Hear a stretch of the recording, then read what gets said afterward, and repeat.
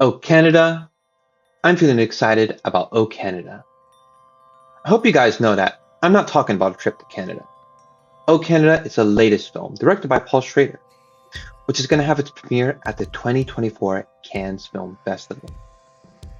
It is also one of the most hyped films to participate in this year's Palme d'Or. So, here comes the first question. Why is there so much hype for Oh, Canada? Director Paul Schrader indeed has a separate fan base.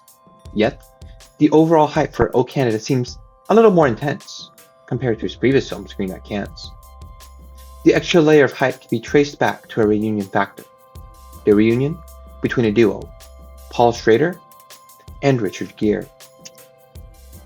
The hype for this director-actor combination is a common thing in cinema. We have many examples, such as Tarantino with Samuel L. Jackson, Scorsese with Robert De Niro, and Spielberg with Tom Hanks. However, the hype for Paul Schrader and Richard Gere is distinctive compared to the other duos. While others have collaborated on multiple movies, Schrader and Gere have a history of just one film. The excitement surrounding Oh, Canada can thus be traced back to the movie American Gigolo.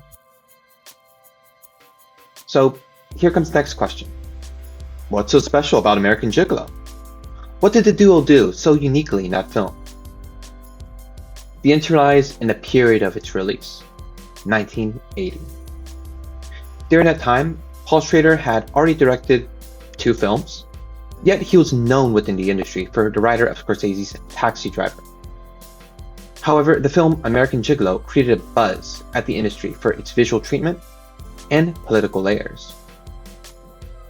The film had already shown a different side of the American dream and sexually stylized the male lead. The uniqueness of the film established Paul Schrader as a director.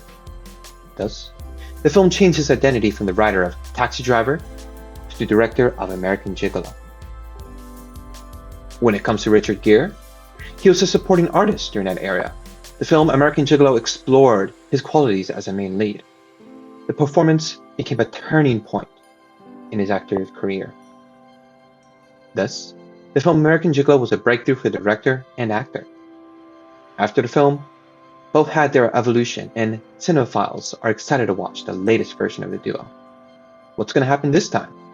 Will Paul Schrader grab the Palme d'Or as director? Stay tuned and find out in this year's Cannes.